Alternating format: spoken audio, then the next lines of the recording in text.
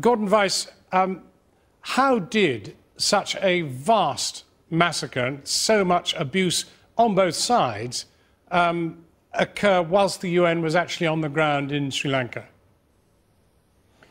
Well, that was the entire point, or one of the points, of the Sri Lankan government and army's management of the war. It was intended that nobody should be able to see what was going on. And any foreign journalist who was working on the ground in Sri Lanka understood that, because nobody was able to get near the front lines. One of the things I expect we'll see in the next few weeks as the government of Sri Lanka mounts a defence is they will argue that journalists had access, but in fact that's not true. It was a silent war. But that nobody on the ground included you, included the United Nations, who were not anywhere near the theatre. Well, we did have members of staff inside the zone. They had been, in fact, kept there by the Tamil Tigers, but they were Tamil members of staff. A couple of members of staff did get caught inside the siege zone on one of the convoys, and they were bombarded by government of Sri Lanka forces. But this is an incredible idea that the United Nations was dependent for its information upon people who were bound to have some affinity with what was happening. Where were the international observers as we know them? Well, there were no UN observers as such. There were only humanitarian operations on the ground, agencies such as the High Commissioner for Refugees and the United Nations Children's Fund. So there were no formal UN observers.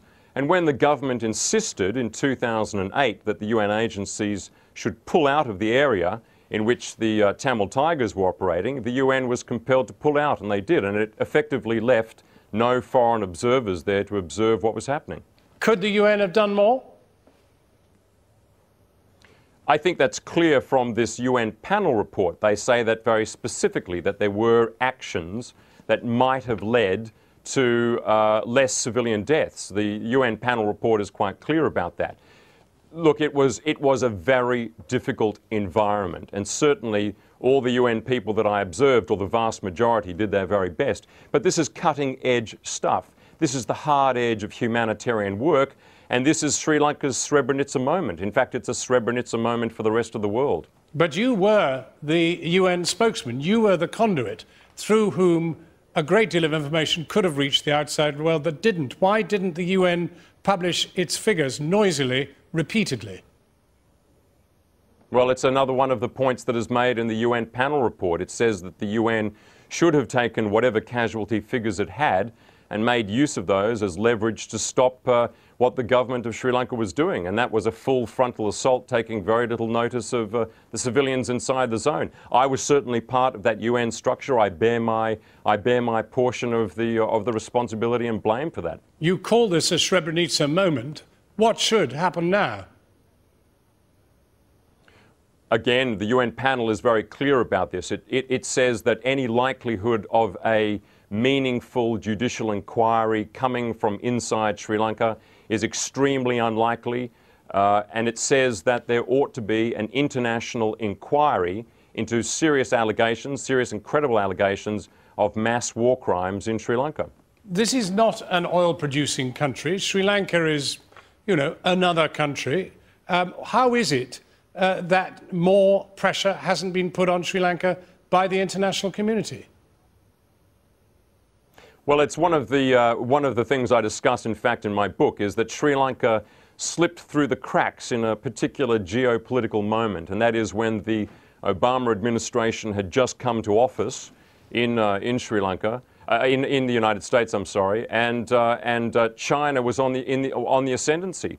China was effectively able to protect Sri Lanka inside the Security Council, and other countries such as India bear their proportion of the blame for this, because they protected Sri Lanka in other forums, such as the UN Human Rights Council, which failed to make any move to arrest Sri Lanka's full-on assault. Haven't you just described the architecture that will precisely prevent anything being done, even now that we know so much suffering occurred?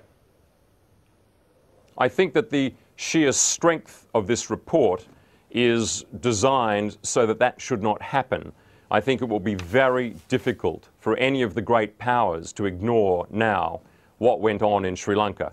I think it might have happened, it may well have been swept under the carpet, but this panel report has reversed the tide, and I think we will see action. I believe that we will eventually see a war crimes process. Well, China has bunkering rights in Sri Lanka, and they're absolutely critical in the balance of power with India. Why on earth should that permit them then to go and attack Sri Lanka in the UN? Well, that's true, but the record shows that China is increasingly conscious of its role and reputation as a great power. It gave way in Libya, it eventually gave way in Sudan. I believe that with the types of allegations that are coming out now about tens of thousands of civilian dead, that it would be very difficult for China as a responsible member of the international community to ignore these allegations and block any action in the Security Council. Talking to us there from Australia, you won't be unaware of the World Cup that's just been focused very much on Sri Lanka. Should Sri Lanka be hosting things like international events like cricket? Indeed, should they be welcomed abroad? And how far does this culpability go? Right to the top? Should the president be allowed around the world with free range? Well, I think that culpability rests on a fairly narrow range of senior leaders in Sri Lanka, and a lot of those people are on the record for their actions and for their statements during the war and for their attempts to obscure what was actually going on. So I believe that any inquiry will be narrowing on the circle of people around the Rajapaksa family in Sri Lanka who were ultimately responsible for driving and steering and making the decisions over this offensive. And when it comes down to the UN, who's to blame? Look, I mean, I think there are a range of people who would say that they bear responsibility for this. I think we'll have to wait until we see an inquiry coming out of the UN. There will be an inquiry, a review from the UN looking at what happened in Sri Lanka, what went wrong. And I prefer to wait and see what they come up with rather than second guess them at the moment. A final question, Gordon Weiss. The UN's been very quick to move on Libya. Why so slow over Sri Lanka? Well, I think this has got to do with the nature of modern warfare and the management of information. The Sri Lankans were extremely successful, and it's now a matter of record, at hiding what was going on. In Libya, it was completely different. Libya was a war of the communications revolution. In Sri Lanka, communications were largely controlled by the government, and the narrative of war was very much controlled by the government of Sri Lanka. Gordon Weiss, thank you very much indeed for talking to us.